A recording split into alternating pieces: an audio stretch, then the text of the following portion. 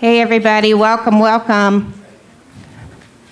So my name is Ann Handschu, and I have had the beauty of the last several years of working with churches all around the Indiana Conference through the Fruitful Congregation Journey process, and I had been on staff in church development and discipleship development, and will, even though I'm not on conference staff anymore, I will continue to work, especially in the West District, and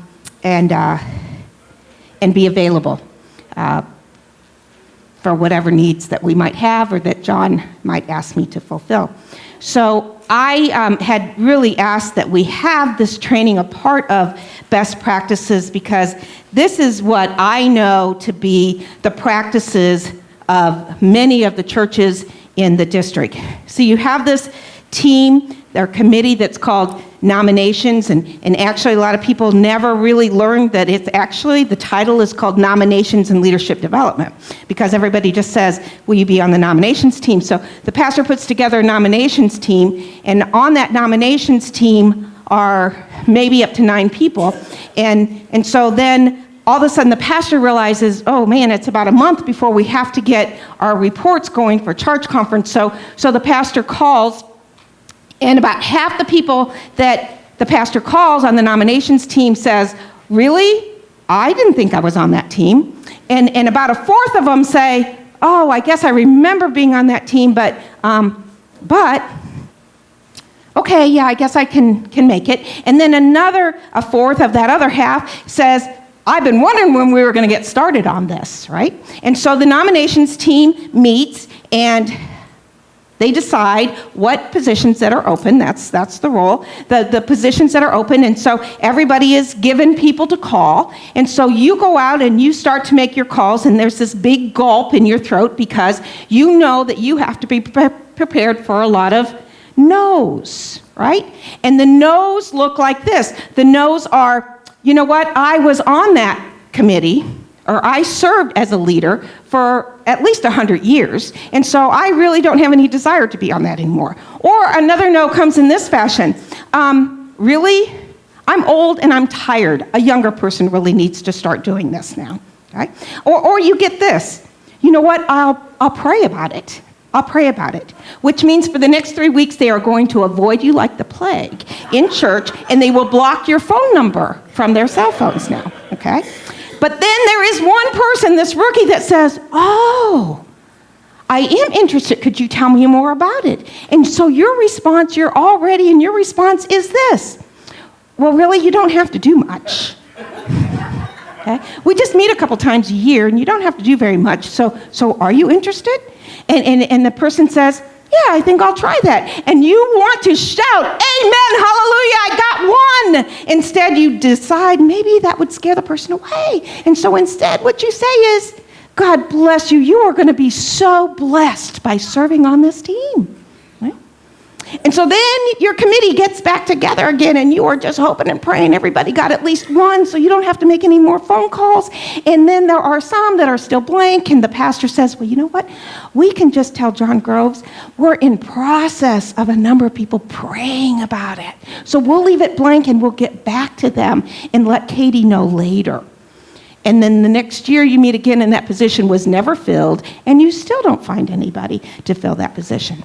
Now, I know that has never happened to any of our churches in the West District, and that is not the best practices that you follow. But there are a whole lot of churches in this conference that is their best practice. And every year looks the same when the nominations and leadership team begins to meet. Does that sound familiar at all to anybody? Okay. So that's what we want to do in changing that. Now, I am fully aware that some of you represent very small churches where somebody might have 5 jobs, okay? Because that's necessary. And so not everything can apply to you exactly the way that we talk about them, but just try a few things that we talk about today, okay? So, first of all, what are the expected results? The results of an effective nominations and leadership development team is one that understands their role is to identify, develop, deploy, evaluate, and monitor. And what are you monitoring? You are monitoring Christian spiritual leadership. All of those things you are to do so that those ministries truly can center around the mission of building and making disciples. We cannot expect transformation to happen in our individual lives, in our church communities, in our community, and around the world if our leadership isn't committed to discipleship being the center. The other fruitful, effective committee result is that that team, that very important team, can truly help to guide the church leadership team, whether you call it your church council or your administrative board or whatever you call it. They help to guide matters regarding laity and leadership in the congregation. It's not the pastor's responsibility. And you shouldn't rely on just the pastor's impressions. You need, on that committee, people that have agreed and understand that their role is a year-round responsibility in order to identify, develop, deploy, evaluate, and monitor Christian spiritual leadership. So the nuts and bolts, everything that we cover today in regards to the expectations comes from the explanation in paragraph 258 in the Book of Discipline of the United Methodist Church. And in that paragraph, it lays out the requirements for people serving on that team. And so let me just make sure you see those listed on your handout. The senior pastor serves as the chairperson, but a lay person should serve as second chair, or as chair, first chair as a lay person. In other words, second chair to the pastor. This is an important thing because many times you should look at the value of a lay person representing your list of nominees to your church leadership team instead of the pastor, because many times it's interpreted that the pastor is putting in the people that he or she wants making decisions in the church.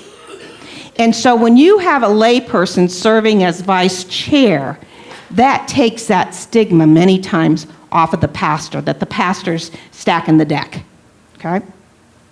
The committee should never have more than 9 people. And get this, one of them should be a young adult. Now, I know some people look, just like we say the same thing on your staff parish team, should be a young adult, and people are saying, well, what is a young adult when your youngest person is 65 years old in your congregation, right? If you don't have young people,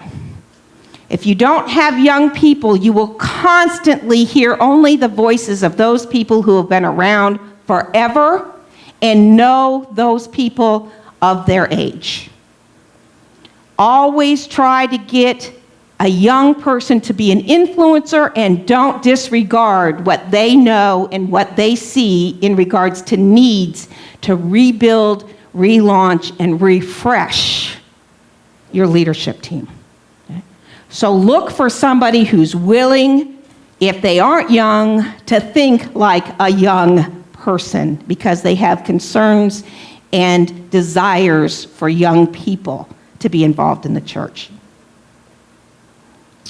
The lay representative to the annual conference and the lay leader also serve in addition to the limit of 9 people. Persons on the team must be members of your congregation.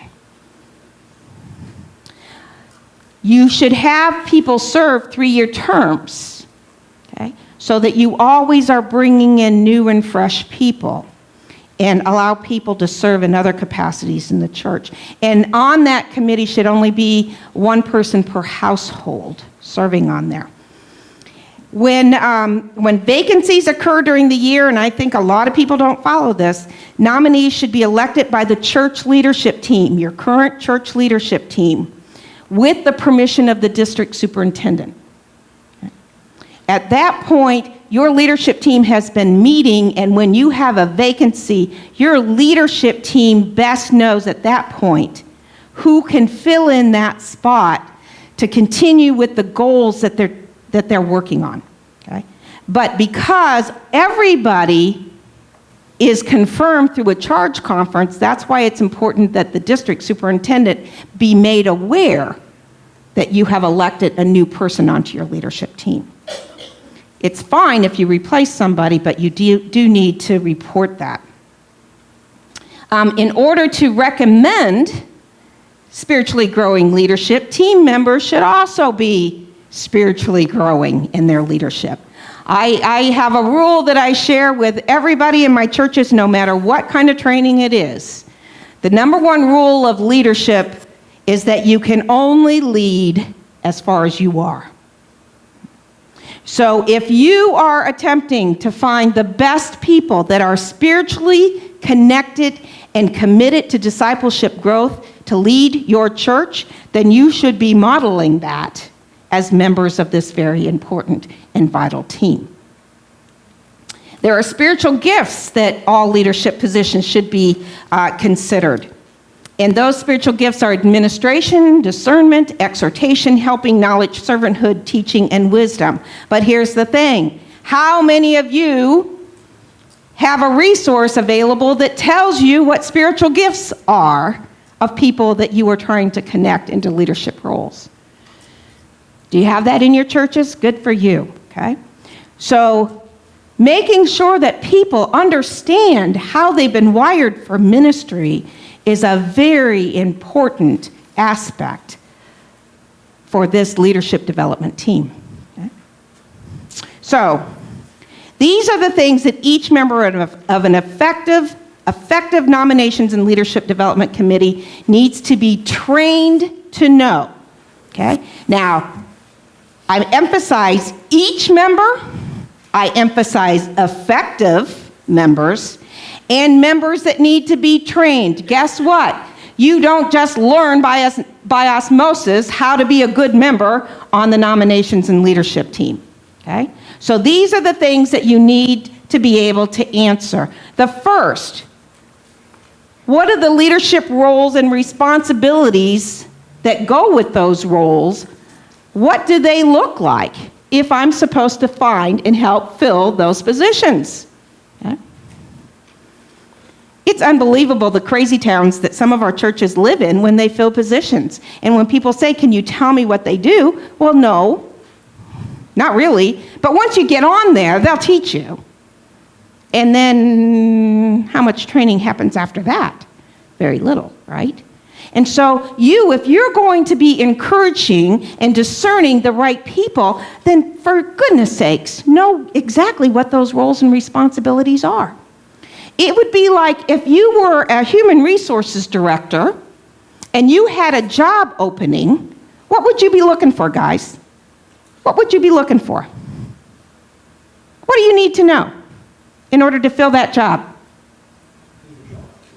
You need a job description, right? What else do you need to know to fill that role? Yeah, we need to know what qualifications candidates need to have in order to fill that role. Think of the importance that an HR person has in order for any business or organization to be effective. They have an important role of finding the right people for the right positions. But if they don't know what the roles are, they don't know the responsibilities, they don't know the qualifications needed, they don't know the expectations of the employer or the supervisor of that area, how in the world do you get the right person in the right place? And yet, we do that all the time in our churches. And then wonder why nothing's happening in particular areas. You got the wrong people sitting on the wrong bus. And so it's vitally important that there are job descriptions for each leadership position and each role on each ministry team that you are responsible for helping to fill. The Staff Parish Relations Committee, you don't fill more than 9 positions. You have to have at least 5 in staff parish. plus you're designating the chairperson. You're going to be filling the role for board of trustees, including a chair. You need to have a committee on finance, and that includes that there's a financial secretary, a treasurer, and the chair. You need to have at least one appointed person. For every appointed pastor, you need to have a lay member to annual conference. You need to have a lay leader. And if there are other key positions that your church individually deems necessary, you may be asked to fill that particular chair role of a committee. However, the other ones that we named that are on your handout are ones that you absolutely have to have filled in your churches. So the responsibilities then of leadership roles is the next thing. What are the responsibility of persons in those leadership roles? So each committee and each position on the committee should have a written job description that includes, but it's not limited to what? What are some of the things that job description for that ministry role should include? What are some of the things? What is the task?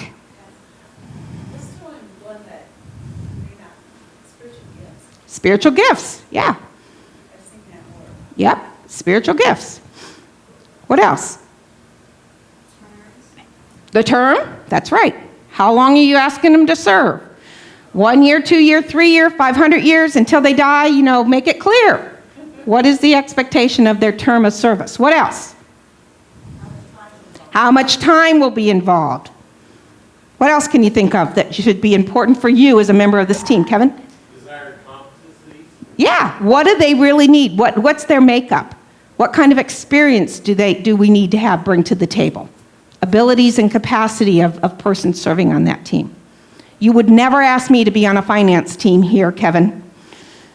At this church, Dennis Tyson knows at this church, never. Ask my husband, don't ask me, okay? What else? What else would you expect to see in a job description for a ministry team? Joe? Who do you go to? Who's leading that team? Right. Okay. Yes? Yes. What is their spiritual journey been?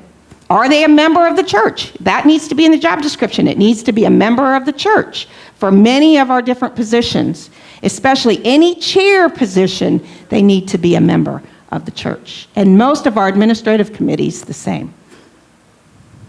Yes?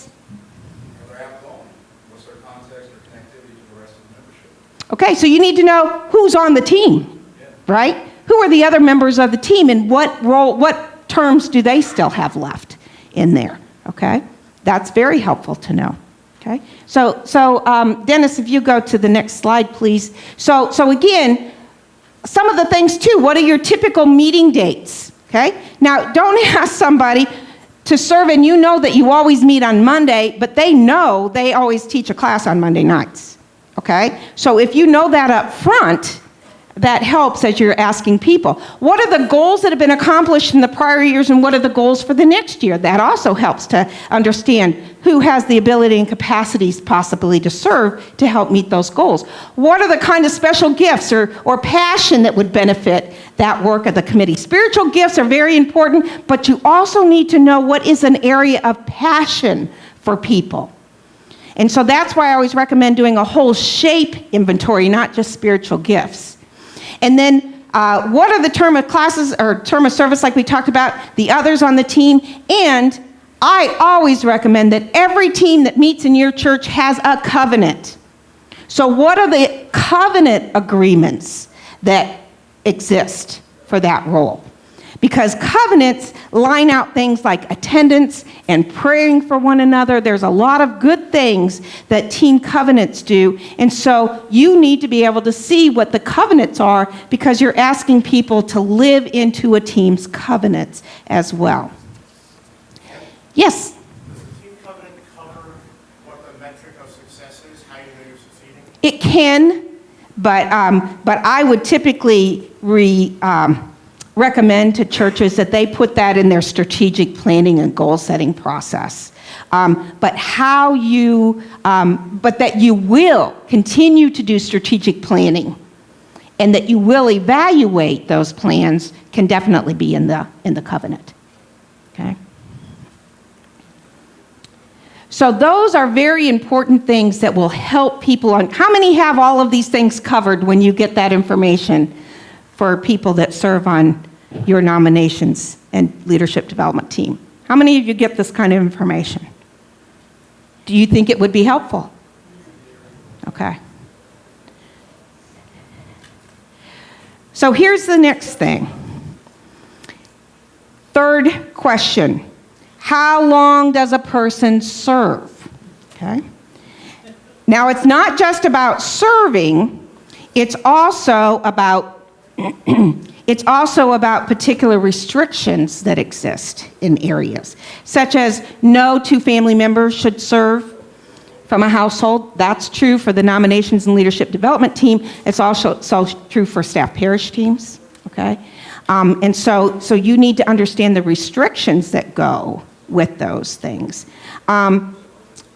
Persons can hold multiple leadership positions, but not the chair of your church leadership team and not the chair of trustees. They should not hold any other leadership positions. The lay leader and the lay representatives to annual conference do not have terms of office. Once a person has served for 6 years in a row on a leadership team, they must be off for how long? 1 year. They must be off for 1 year before they come back on. Number one, for heaven's sakes, give them a break. Okay? Let them explore some other areas of ministry that God may be calling them to, but also let new people have a way to get on. Let new people get on. And when they serve 6 years, it really should be not 6 years in the same position either. Okay? They might have been 6 years or 3 years as the finance team and then finance chair, and then they may have been nominated to go 3 years, say, as chair of the leadership team. Okay? It really should not be 6 years all in the same position. That's just not healthy. If a person's been nominated to serve as a replacement for someone else, how long is their term?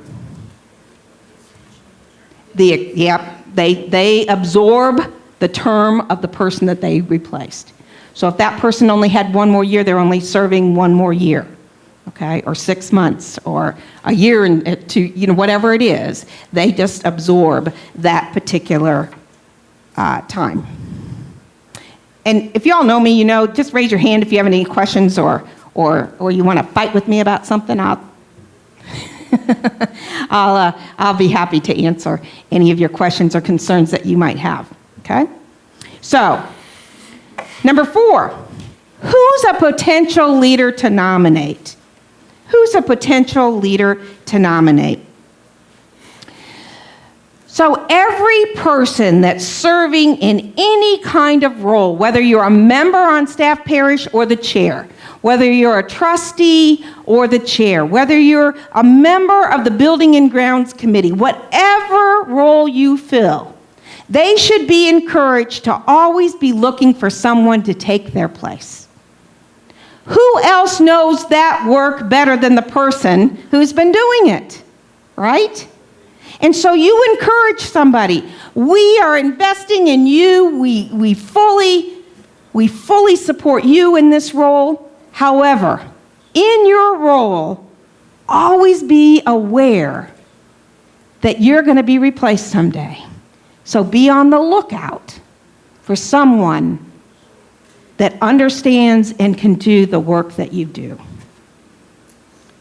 And when you know someone like that, where do you think you should go with that information? I couldn't hear you.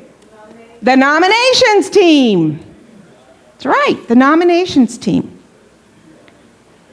Leaders of ministry teams should also be contacted by this particular committee to be made aware of any members of their teams that demonstrate leadership potential. Okay? And so let's say if I'm in charge of Vacation Bible School, I would want somebody from nominations and leadership development to come and meet with who's ever in charge, if I'm in charge of VBS, and say, you know what, next year or this fall, we're going to be looking for people who have these kinds of gifts and these kinds of abilities. If you see somebody that's volunteering, who's serving in VBS that has those traits, let us know, okay? Let us know. We would love to contact them and ask them if they would be willing to serve on those teams. Make other leaders responsible for helping you to do your job, because they are the ones working alongside some of your new potential leaders. New members that come into your church, if you don't have a membership class, it breaks my heart. And I don't care if they're coming from a United Methodist church for the last 30 years. They are coming as a new member to your church. And so there are essential things that every person should be brought up to speed. And again, if they've been a long-standing member of United Methodist Church, it doesn't mean that that theology and that understanding was ever taught at the church they came from. Or if it was, it's been 20, 30, 40 years since they learned it. Help make sure when people come to your church, they understand your expectations, that what theology that's based on our Wesleyan heritage, what we demonstrate through this church, bring people up to speed. And one of the things that's the greatest gift you can do is allow them to do a SHAPE training. And SHAPE means they understand not only their spiritual gifts, they work through a process to understand what their passion or their heart is. You look at their abilities and aptitudes.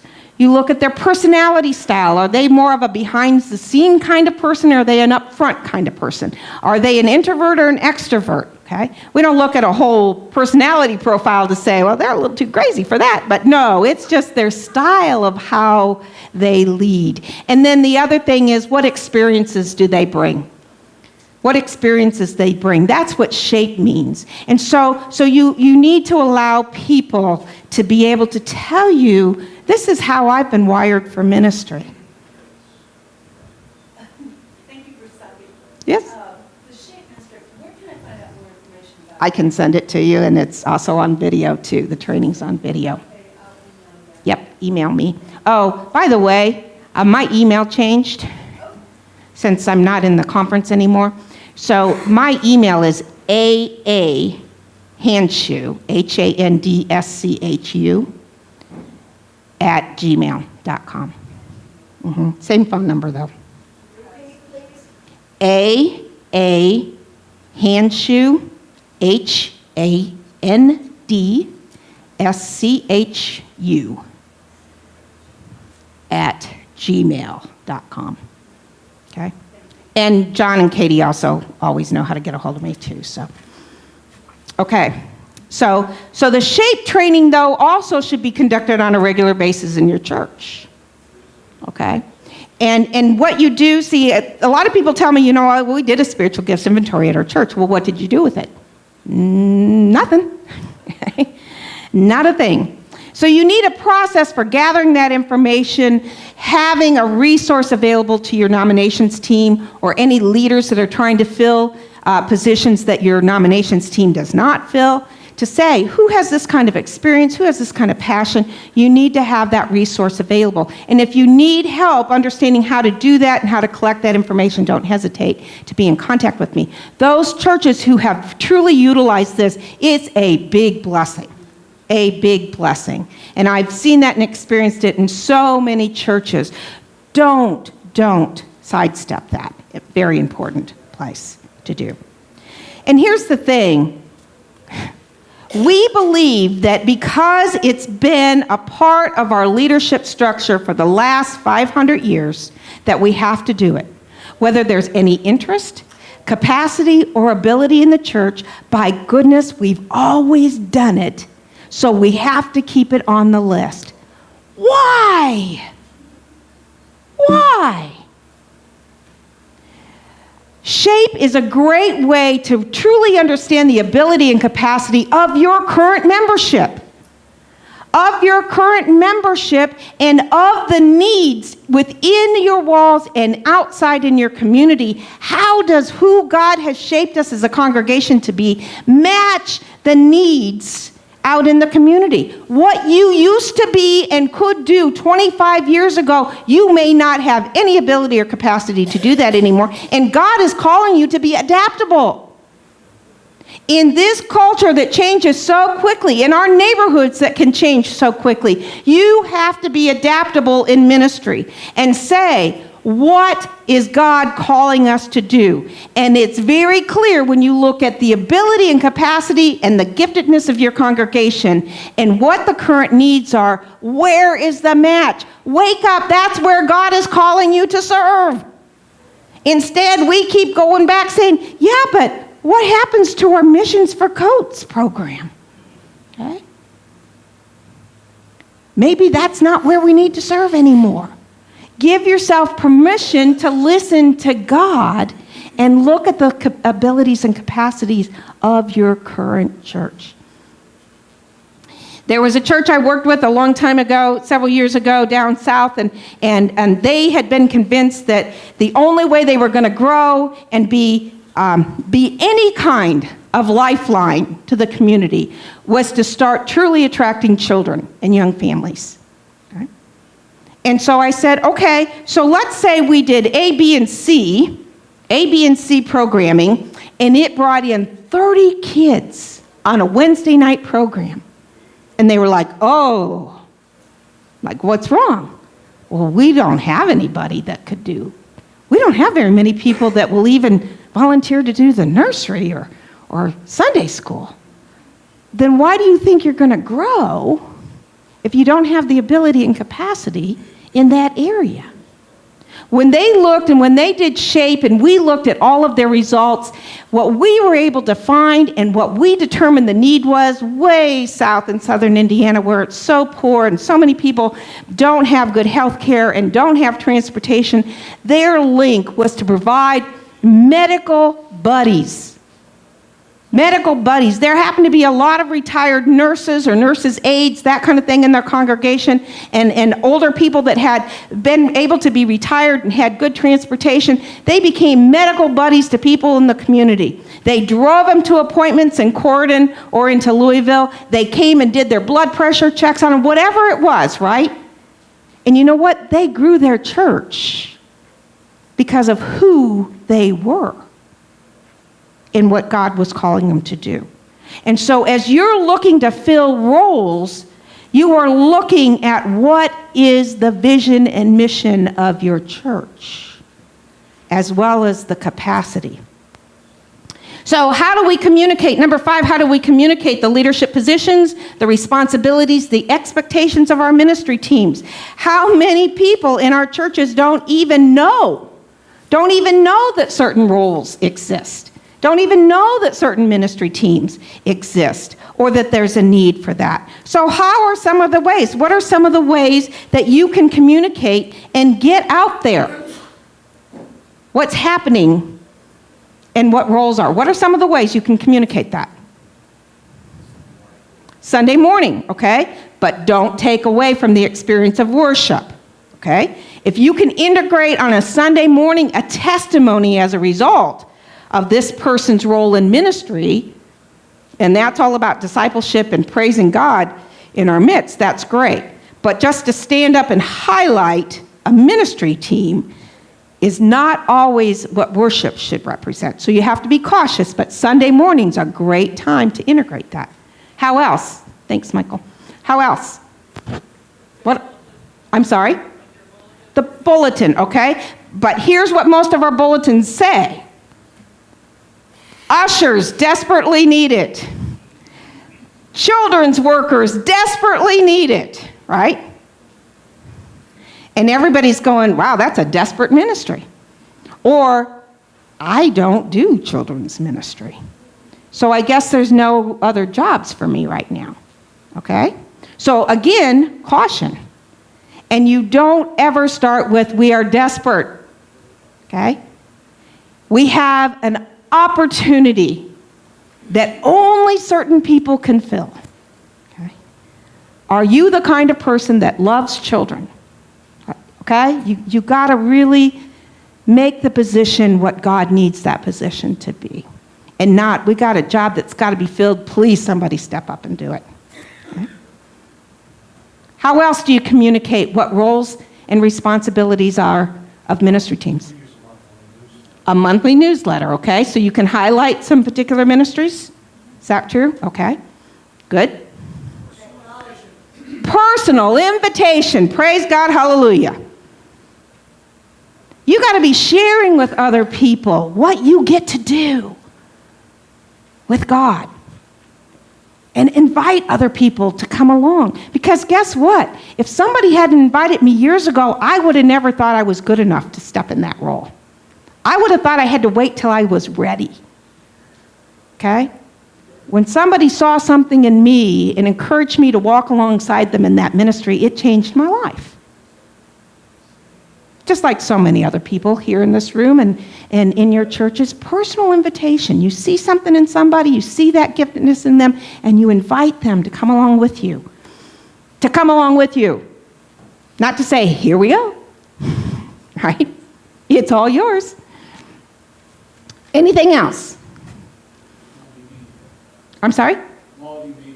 Multimedia. Yeah, use the media that you have available to you. Use the media. It's a good way to attract people. I know of a church that in their weekly, it's part of their bulletin, but they also now send out an e-news once a week. And in that, it says, did you know that? Every week it starts out, did you know that? And so it might be that 400 churches or 400 coats were distributed among the elementary students at XYZ school through your generous gifts.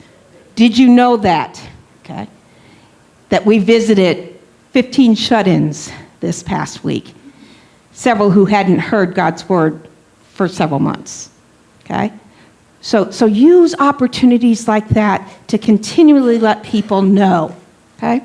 What are some of the, Dennis, can you put up the next slide for me, please?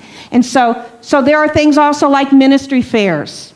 Ministry fairs. Have a yearly event, a ministry fair, that every ministry team is represented, and really dig down in there. You don't just need somebody to work in children's ministry. Sometimes you need people that have a passion for children, but never do anything with the children. Sometimes they are the people that do all the shopping for children's ministry, or they do all the cutting out that needs to be done, or they send the birthday cards to kids in children's ministry. There's so many roles that people can play if you really help leadership teams, leaders and ministry teams, break down the different things that people can utilize their giftedness in. Ministry fairs are a great way to do that and connect people. You want to be able to use, like we said, the newsletter, did you know that kind of things. Recognize leaders from time to time. Okay, recognize leaders and not, don't have an annual award and then you get to about year 3 and you're trying to figure out if anybody should get that award or not. But when somebody has done something above and beyond, create an award that maybe is only given out once every 4 or 5 or 6 years. Okay, to really recognize that.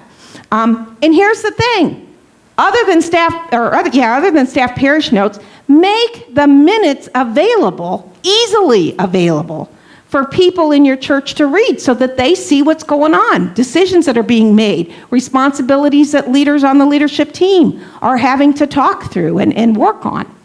Stewardship campaigns are a great way to also say your giftedness, your time, your resources are all a part of giving back to God. So utilize the opportunity for people to sign up to serve in stewardship campaigns. And then, like Michael said, a personal invitation is also critical. Critical.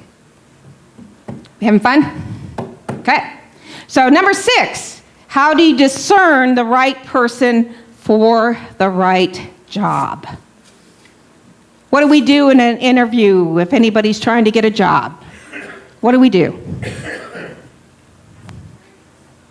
Ask them their interest. Okay. What else do we do?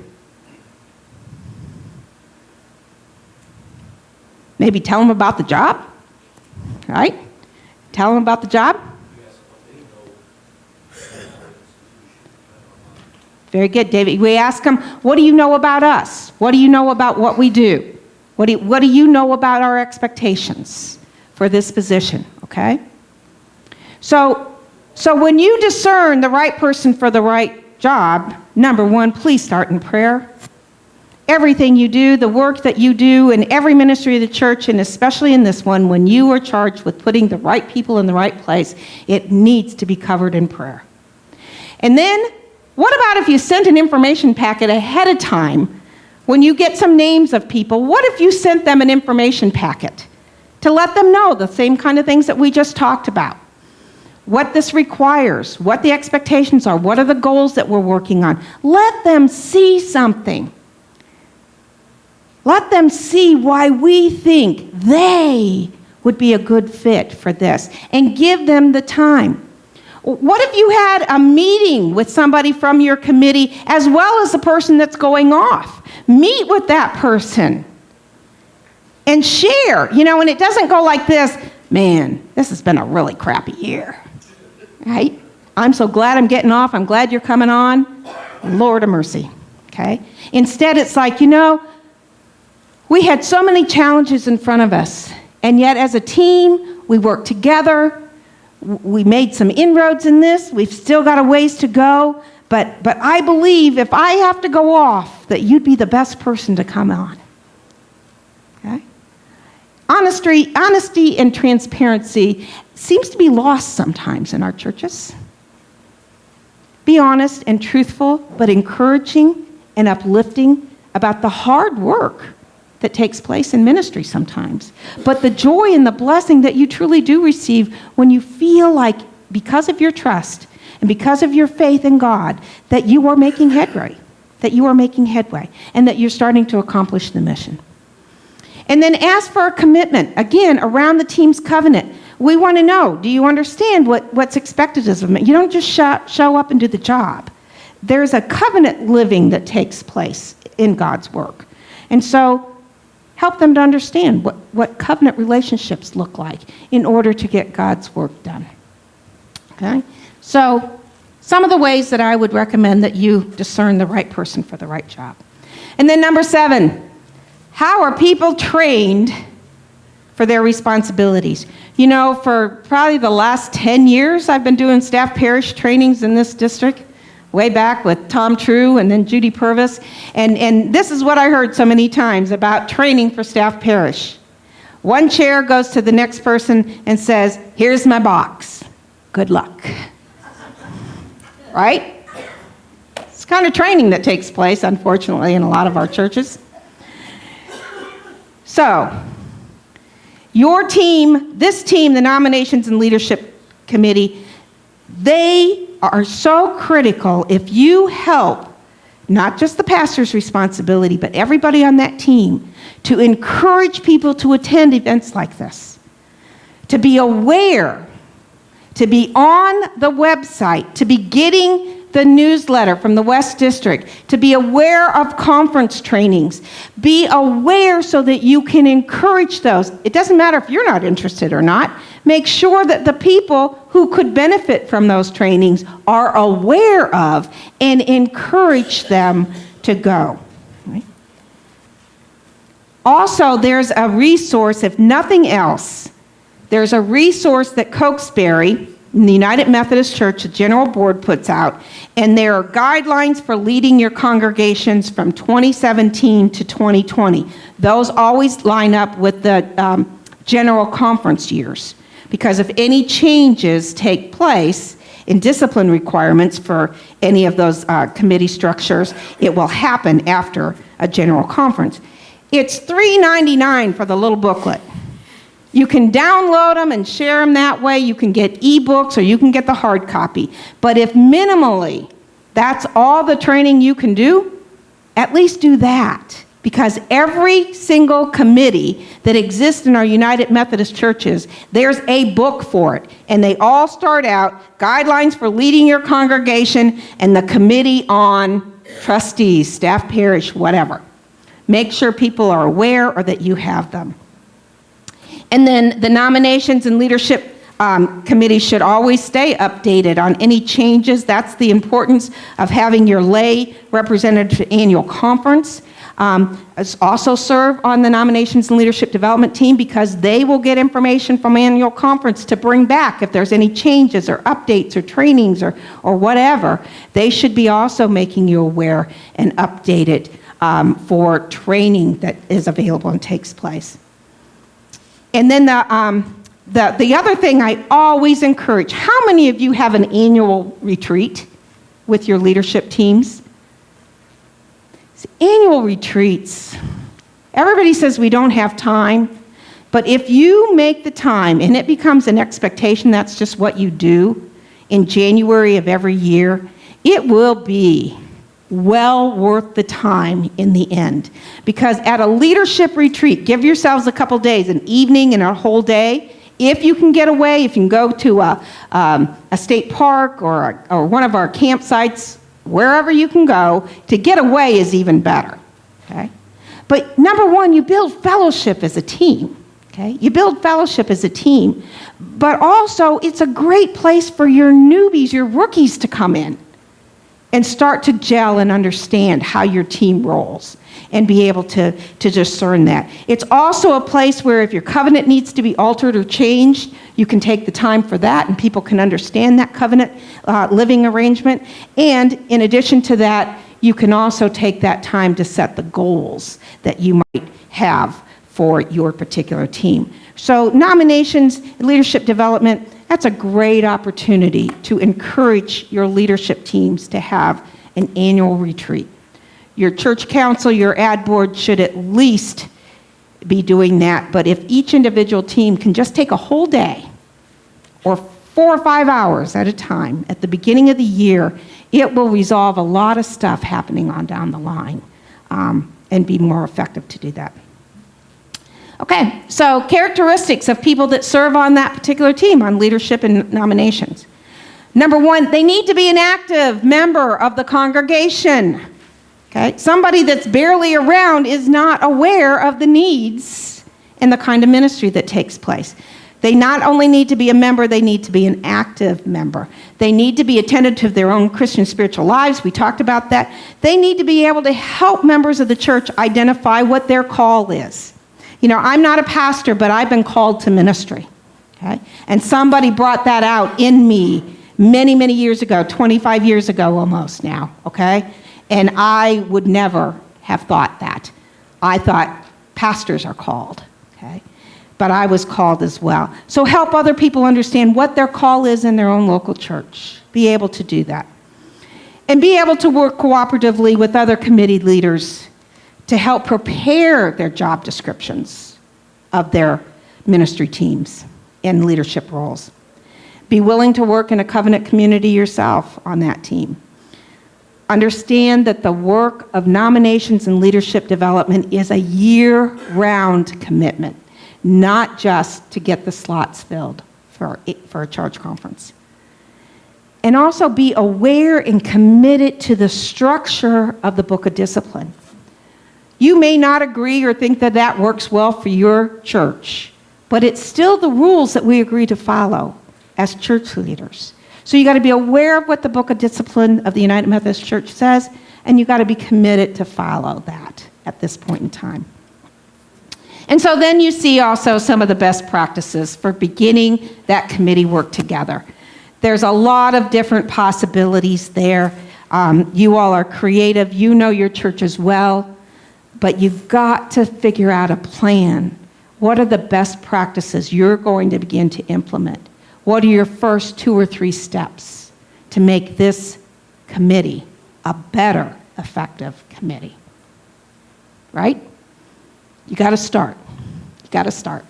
And you don't have to lay out everything. You don't have to try to implement all of this at one time. But what are the 1 or 2 or 3 things that you feel you heard today that might begin to make you a better church because you have a more effective nominations and leadership development team?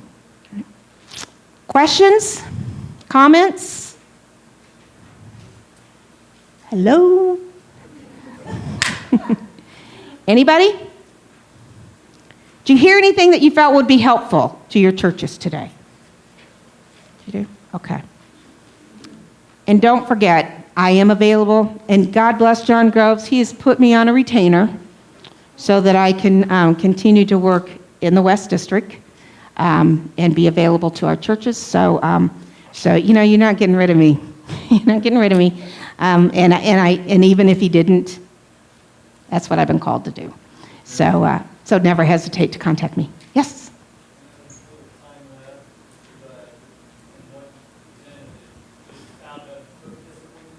Mm-hmm. Oh, single board structure, Jeff. Yeah. Yeah. Thanks for. Thank you, Dennis. Single board structure. If you don't know about it, and especially if you're a smaller membership church and you want to investigate it, I have worked with. Oh, Lord of mercy, I have no idea how many churches around this conference and in this district to help people learn the single board structure. That will make your life so much easier in a smaller membership church, especially when you only have so many people to work with, because in single board structure, everybody that serves on your leadership team, so you might have 10, 11 people at the most on your leadership team, everybody that serves on that team are members of the Board of Trustees, are members of the finance team, and are members of the staff parish team. You don't have separate committees that do that work, okay? And so when you go to fill roles in nominations and leadership development, you are only filling maybe 1 or 2 positions a year instead of trying to fill those slots of all those administrative teams that have 3 terms each. And it's not just a benefit for small membership churches. I have led that process to churches of every size, and it's very adaptable to the churches. But let's face it, it's difficult to get people to serve. And when you have people that are willing to serve, let them serve in a limited capacity and not meet all the time, so that they actually are free to be able to do ministry. And so the single board model allows that to truly happen, to not involve so many people sitting in meetings endlessly, but instead to bring in your leadership and then utilize the congregation for some of those. So let's say you have, your staff parish has decided you really need to work on new job descriptions or evaluation processes. And so you have 9 people that are all now your leaders of the church, that one person is the staff parish chair. And so that one person shouldn't have to do all that work. But guess what? That one person can contact 1 or 2 other people in the congregation and say, guess what? We really need somebody with your expertise in HR to come alongside and help us to figure out an evaluation tool. Would you be willing to do that over the next 3 or 4 weeks? And then their job is done. Okay? But they've utilized their best skills and abilities. Or you can reach out to people in the community and get them involved in your practices and using their expertise. And the leaders are making the key decisions in your church so that discipleship can happen.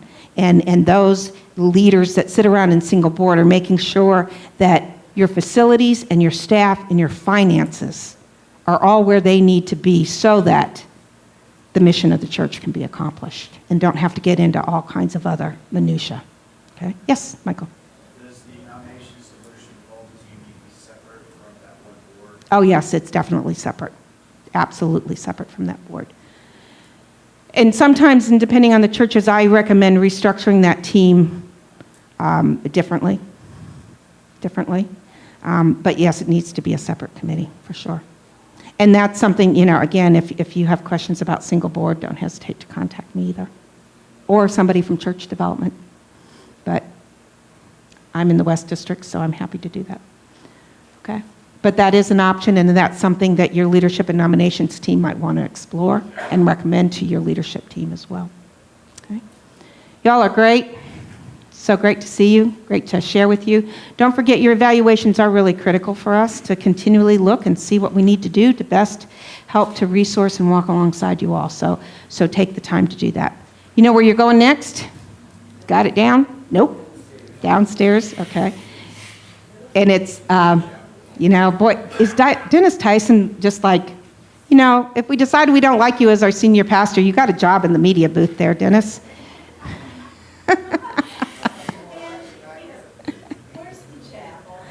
chapel's right around the corner. Yeah, it's that hallway just as you come into the church. So, hey guys, thank you very much. Blessings to you as you continue to do your great work in the churches.